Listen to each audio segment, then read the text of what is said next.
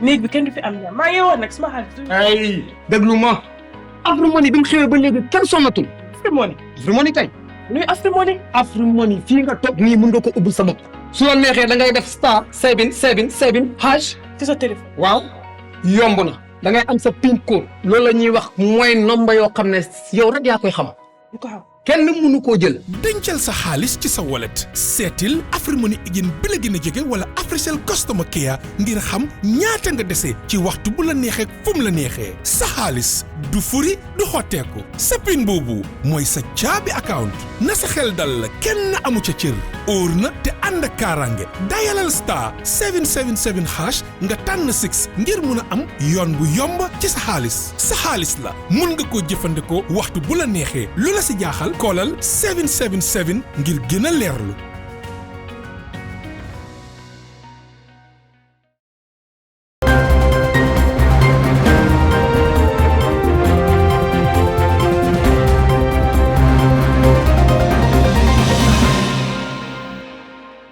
Hello and welcome to the Star TV Newsroom. We broadcasting from our studios in Sarakunda. I am Maria Madem and many thanks for joining us. Coming up, Gambia to attend extraordinary Islamic summit on Gaza. In sport news, Tom Sadford said to unveil his squad for the 2026 FIFA World Cup. An exciting start to the GFF National League Division 1 as kickoff set for November 10th. On international news, Senegal Navy seeks to intercept migrant boats. There's some more coming. Stay tuned.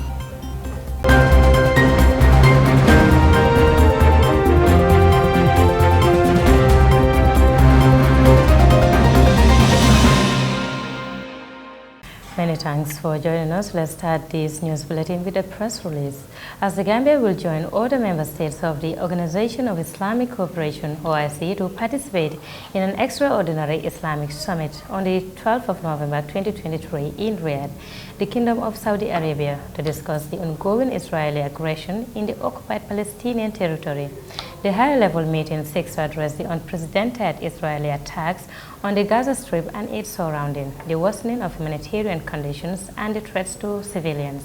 His Excellency President Adama Barrow will lead the Gambian delegation, which includes the Minister of Foreign Affairs, Honorable Mamadou Tangara, and the Chief Executive Officer of the Gambia OIC Secretariat, Yankuba Diba. The bullet ends. Let's now move to other important matters as the three-day international conference on social protection held in the Gambia successfully concluded on Wednesday with a compelling call to action.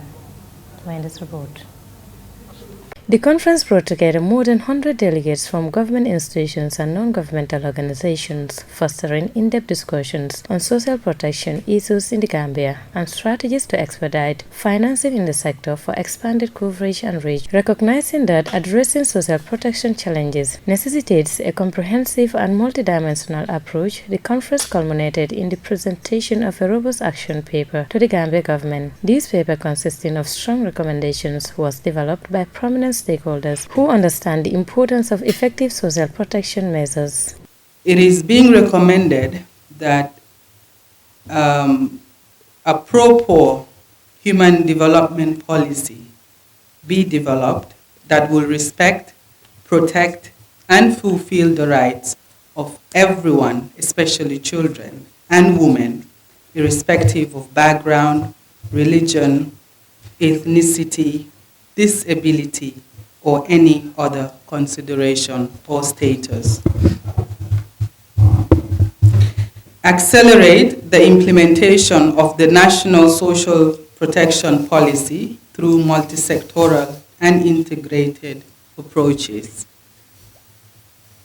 And lastly, strengthen strategic partnership with traditional partners and map out new resource mobilization opportunities for implementation of the National Social Protection Policy. One key recommendation put forward in the action paper is the enactment of a social protection bill. Such legislation will provide crucial support for policy implementation while enhancing the oversight function of the National Assembly in the budget process related to the social sector. Recognizing the significance of public investment in social protection, the action paper also underscores the need to increase such investment and outlines potential approaches to achieve this objective. To achieve this priority, the recommended actions are for ministries, departments, and agencies to increase budgetary allocation into gender, child, and shock-responsive social protection programs. Increase budgetary allocation to the Family Strengthening Program. Review the Family Strengthening Program to strengthen capacity for increased coverage and reach.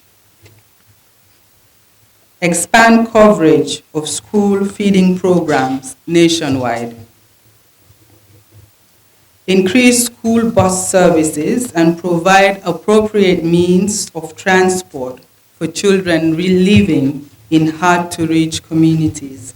Other recommendations made includes educational and health services provision, the need to increase cash transfer to poor households, scale up climate-smart investments to prepare and respond to shocks, and labor market opportunities for enhanced productivity. Of educational services, infrastructure, teaching and learning materials, and digital skills. Increase access to sanitary kits for girls. Increase availability and access to disability-friendly social services. Improve availability of basic health services, reproductive health care, immunization, civil registration, and vital statistics. These vital references involve a combination of policy reforms, targeted programs, and effective implementation strategies to create an inclusive and resilient social protection system that addresses the needs of the most vulnerable population. The Minister of Environment, Climate Change and Natural Resources, Rohijon Manjang, receives the action paper on behalf of the Vice President of the Republic of the Gambia. And the development issues to address the effective implementation of our national social protection policy and registered strategies will require significant donor support, and why I am happy to see people signing their commitments. I therefore thank all development partners, both those that pledges today and hopefully those who will do the after here, for generously pledging their commitment and resources towards increasing financing for social protection. We look forward to the actual implementation of this commitment. We have no doubt that this commitment will translate into actual disbursement for enhanced coverage. I have taken note of the recommendations in the call to action paper and pledge the commitment of government in implementing them. It is anticipated that the implementation of these recommendations outlined in the action paper will contribute to enhance social protection coverage and improve well-being for the population. Maria Madem, reporting for Star TV News. Take a look at some sport news. As Tom Sanford, the coach of the Gambia national football team, is set to unveil his squad for the 2026 FIFA World Cup qualifiers on Friday morning. The announcement will be made through a video link from the GFF Football House. Following the squad reveal, Sanford will engage with the media and respond to any inquiries regarding the selected players. The Gambia's World Cup qualifying journey will commence with a match against Burundi in Dar es Salaam, Tanzania on November 16, 2023 at 4 p.m. This highly anticipated game will set the tone for the Gambia's campaign as they aim to secure a spot in the prestigious tournament. Their next match will be against Cote d'Ivoire on November 20, 2023 at 7 p.m., also taking place at the same stadium. These fixtures promise to be thrilling encounters as the Gambia's national team strives to make their mark on the road to the 2026 FIFA World Cup. Fans can look forward to an exciting start to the qualifiers and eagerly await to see which players have been chosen to represent their country. Now moving on. The GFF National League Division 1 is gearing up for an exciting kickoff on Friday, November 10th. The anticipation is high as two thrilling matches are set to take place on this day. The first match will see Marimo Parkfoot FC, a well-established team in the Division 1, opening their campaign by hosting the newly promoted team TMT. More in this report. TMT recently clinched the GFF Second Division Championship, and their debut in the top division will be a momentous occasion The match will take place at the Bakau Mini Stadium, which is expected to attract significant attention from fans. Simultaneously, another newly promoted team, Bombarda, will begin their Division 1 journey by hosting Falcons. Bombarda, also promoted from the 2nd Division, will face Falcons at the Brikama Boxbar Mini Stadium. This match promises to be a highly competitive encounter as both teams aim to make an impact in the top division. All matches are scheduled to kick off at 4 p.m. ensuring an action-packed start to the season. Fans can look forward to witnessing top-quality football as these teams battle for victory and strive to leave their mark on the Division 1. This is an exciting time for football enthusiasts as new talent emerge and established teams face fresh challenges. For Star TV News, I am Awasane. Now from the story, we will take a short commercial break, and when we return, the news continues. Stay tuned. With AfriCell social media bundle, 40 megabytes of social media fun is available at all times for $10 only, valid for 24 hours. To activate the social media bundle, dial *120# and select option 3. Right now, using social media couldn't be more enjoyable. Say hello to the AfriCell SMS Express service. 250 SMSs for $5 is only valid for 1 week. Grab your phone, type SUB and send by SMS to 7050. AfriCell, making your communication easier and faster. With AfriCell, you can talk till you drop all day, every day. You can talk to colleagues or family with AfriCell numbers for as much as you want from 6 a.m. to 10 a.m. You only have to pay for the first minute and the rest of the call is free. At AfriCell, we always do it better. Say hello to AfriCell's TOK service. Get a whopping 1,000 minutes of talk time with one special AfriCell number betas. Valid for 1 month for $150 only. To activate the TOK service, simply dial *135# to activate the number of your loved one. AfriCell, connecting you to who matters the most. Welcome back after the third commercial break. If you're just tuning in, you're watching the Star TV Newsroom, and we're broadcasting from our studios in Serekunda. I am Mariam Adem, and thanks for joining us. Let's now take a look at some international news. Spanish authorities say nearly 32,000 migrants reached the Canary Islands by sea from West Africa this year, higher than the previous record posted in 2006. The Canary Islands have become the main destination for migrants from African countries trying to reach Europe. Algeria's Nicolas Hague embarked with a Senegalese Navy ship on a mission to stop migrants reaching Spain and bring us this report. On board the Wallo, a Senegalese warship preparing for a special mission. Captain Lee is checking the radar.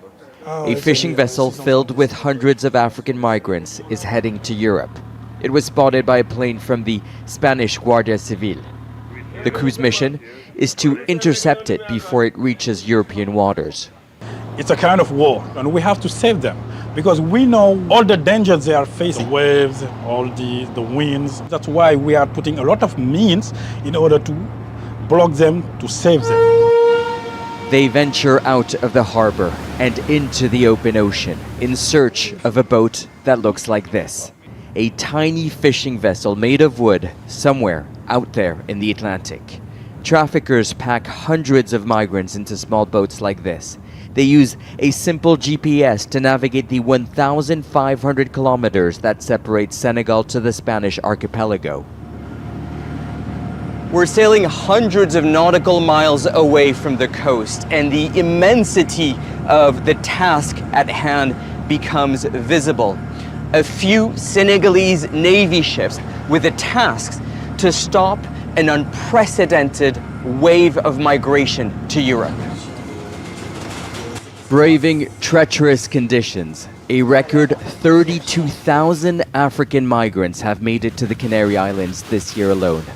But no one knows how many have been lost at sea, drowned, or capsized.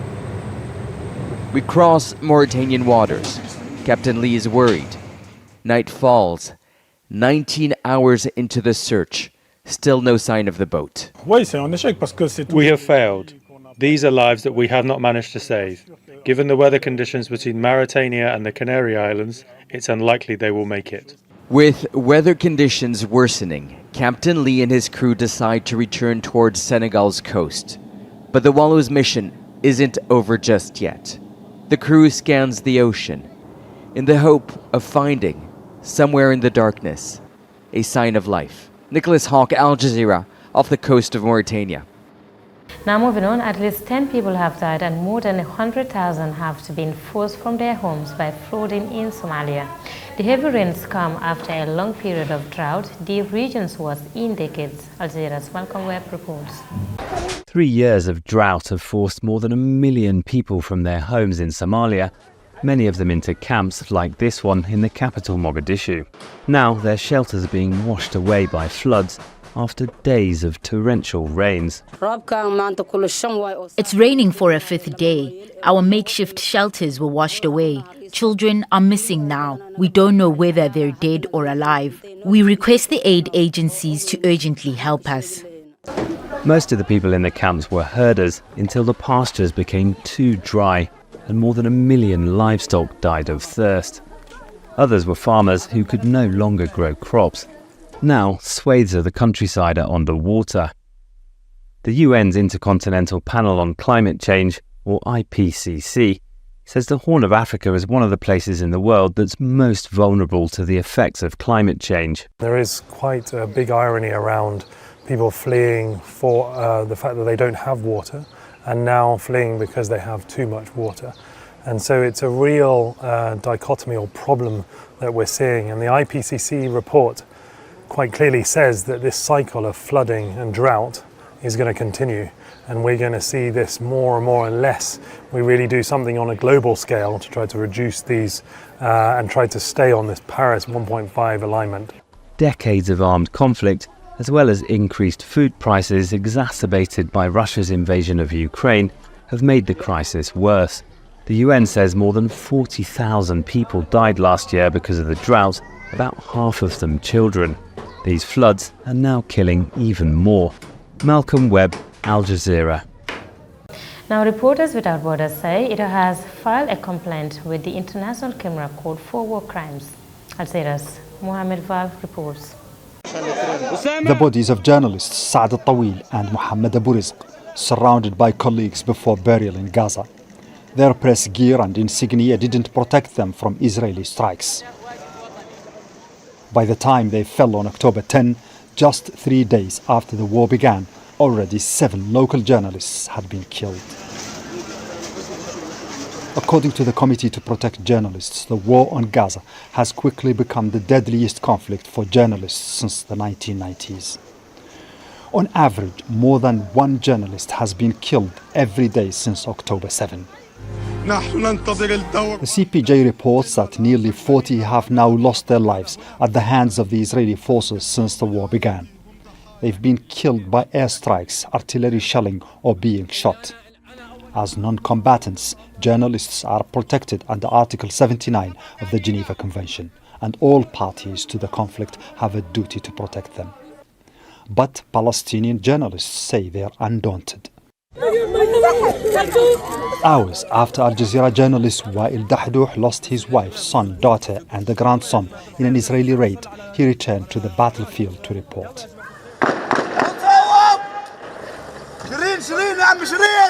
Over the decades, scores of Palestinian journalists have died covering the conflict, including Al Jazeera's own Shireen Abu Akleh.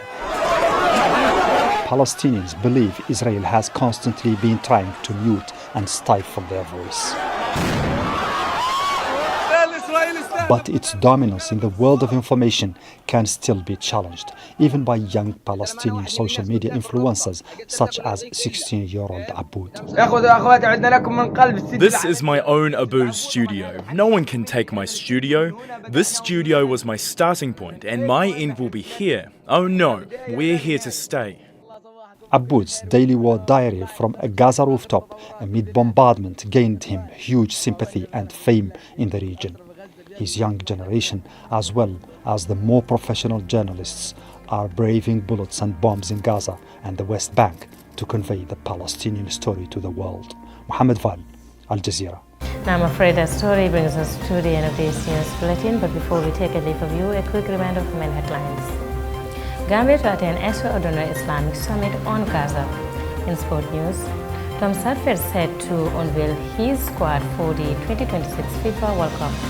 An exciting start to the GFF National League Division 1 as kickoff set for November 10th. On international news, Senegal Navy seeks to intercept migrant boats. That's all we have for you in this edition of the news. Do join us tomorrow for another bulletin. But in the meantime, do enjoy the rest of our programs and have a wonderful night. Thanks for watching.